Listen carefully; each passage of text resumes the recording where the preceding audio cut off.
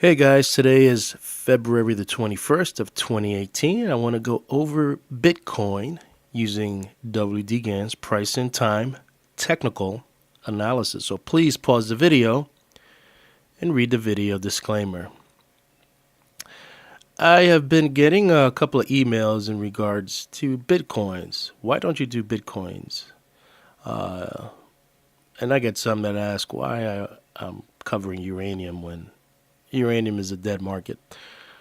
Well, I'm gonna answer the second question first. The reason why I cover uranium is because uranium is like the underdog of, I'm assuming, all the commodities. It's been in a bear market, whoa, from the longest. So I think there's an opportunity there. You just have to be patient. You don't want to buy at the top. You want to buy at the bottom, but as the hard part is trying to figure out the bottom in uranium. But I think it's a sector that, when it does pop, could bring some good profit. In the meantime, I continue studying and researching. And also, you know what? It's developing a lot of techniques that I've never used before or never thought of using double Gann's technique in that sector. So I'm discovering things that I think I probably wouldn't discover in other markets. And I might have to try those techniques on other markets to see if it works. Maybe it's just unique on the uranium sector. I don't know. But whatever it is, there's something special about uranium that I tapped into. And I just know it's just the beginning. I know it goes deeper. But whatever I uncovered, it's helping me with my analysis. And I'm not saying I'm Gann incarnation. I'm far from that. But I admit that there is something in that sector.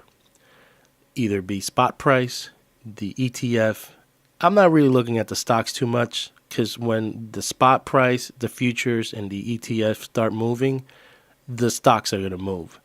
So to like do an analysis on UEC and Cameco, it's just like, just go straight to the source. Go where the line crosses the sand, which is futures, spot, and ETF. They all kind of have to dance together.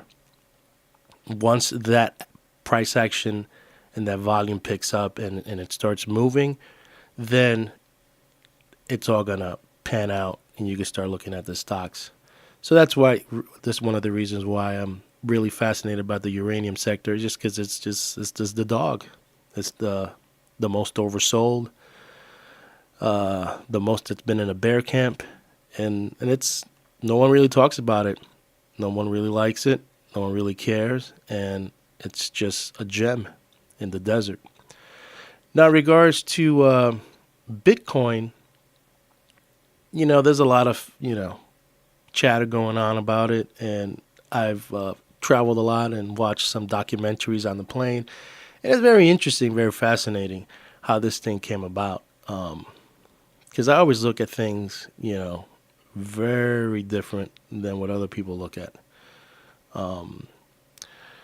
So I got an email and say, hey, cover Bitcoin. It's the thing. It's the sexy instrument right now. It is the sexy thing. It's sexy right there. This is the futures, XBT, BTC, and then you have Bitcoin itself, and then you have all the other ones, Ethereum, Litecoin.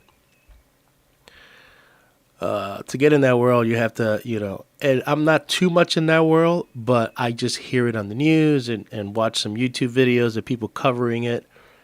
And, I haven't done any analysis on this. I don't know what this thing vibrates to. I don't know, and when I talk like that, I'm talking Gann style. There's a vibration. I believe there's a vibration within each instrument that you trade. It moves, it dances to a beat. And that's one of the first things you need to find out. I'm getting close at what uranium is dancing to. I can't say for 100%, but I have discovered something that on the uranium sector I could speak about. On Bitcoin, I don't know anything about this. I just know that is the latest thing. Blockchain technology and all this other stuff, and the new currency, and the bank can't control it, and all the stuff that they all talk about. But what really moves Bitcoin? That's the question. I mean, look at this thing. Wow. This trading view has data all the way to like 2013. And I believe it started in 2007. Or the chatter or someone, Satoshi, I can't remember. I got to learn how to pronounce his name. It's like a Japanese name. Me reading watching the documentary in the airplane. He put out a forum, it's like underground forum where all these like guys kind of hang out, and that he's discovered or he's created something and he needs help finishing it or whatever, and this is how this all started. That Sakta Nakamushi, whatever that guy is. If it's a guy, if it's a girl, if it's a group of guys, if it's a group of people that are part of this, no one really knows. So that is interesting in itself. And they say that it started out in 2007 when the crash was happening, or when it was about to happen. I'm not too sure the timing, but it did started flourishing around 2007. So for me to like understand Bitcoin, I mean, look at that. It had a nice little pop here, and then it just flatlined for years, a couple of years here. And then something happened in 2017. So those are the kind of things that I will like. What happened here that this thing just started getting some Momo? The cause and effect. I'm thinking Gann style now. There's something that happened here. And, I don't have all the data. I don't know if I have to do research. I don't know if this started here. I'm just kind of giving you how I will like approach a market like this. I first want to find out if this was the beginning point of it trading. I think the market just opened now. I don't know if you heard the bell, but I did. It's pretty loud. Hopefully it's not on the recording. But I got to find out if this is the beginning point of Bitcoin, the first trade, they call it. Because within the first trade of an instrument, there is valuable information that you will need to get a better understanding of the instrument that you trade. So that's the first thing you want to find out. And I don't know if this is accurate or not, so I have to look or find out or dig deeper. Once you locate that's why Gann always emphasized, always go back in the archives, try to get the most data you could get, and get the beginning, get when this thing started, and get the beginning when it started trading, and get the beginnings of origin, like what happened in 2007 with the Nikimushu or whatever his name is, Satoshi. I'll get it right. I just got to listen to it a couple of times. And see what happened there. They said he did a transaction. That's important too. Those little informations that you get like that. I just got to look at the documentary, and then I'm really going to dive into this. I need to like research. That's the kind of research I kind of do. Dig deep back, dig really deep. And then, do some analysis on it. I'm not going to share everything, but just, look at how this thing moves, by the past, using computer analysis and just, different calculations. As you can see, we're in an uptrend since 2000. This opens up maybe from 2007 and up. It started trending higher. Pull back. This is the 100 EMA. It's the line in the sand for me. And it's been dancing, pulling back, dancing. That's the 50. And look at that. And then I'm going to just show you the things that I find interesting. And I haven't even done any analysis on this. So look at the top. We put a top on December 17 of 2017, right? Well, if you look at the futures, when the futures, there was the chatter that there were going to be future instruments that was gonna come out for Bitcoin. Look at the top. This one came out on the 11th. 1, 2, 3, 4, 5, 6 trading days. On the 18th. So Bitcoin put a top on the 17th. Now let's look at what happened. What's the day? That was a Sunday.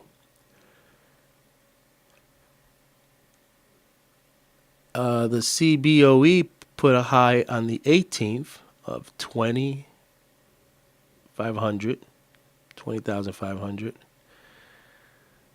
And then it sold off to 2/6, February 6th. The CME also wanted to do a futures and put it out on the 18th, which is Monday. It came, first day trading was on Monday, the 18th. CBOE came out on the 11th, which was a Monday. So right there, that's information you need to jog down. Both of the instruments came out on a Monday. 11 and then the 18, right? And then that's your first day of trading. They call it the birthday. A lot of Gann traders say this is their birthday. Not the day they were born, created, but the first day that they started trading. So that's their birthday. So that's like an anniversary. When Gans talks about anniversary, you need to jog that down. That's an important day.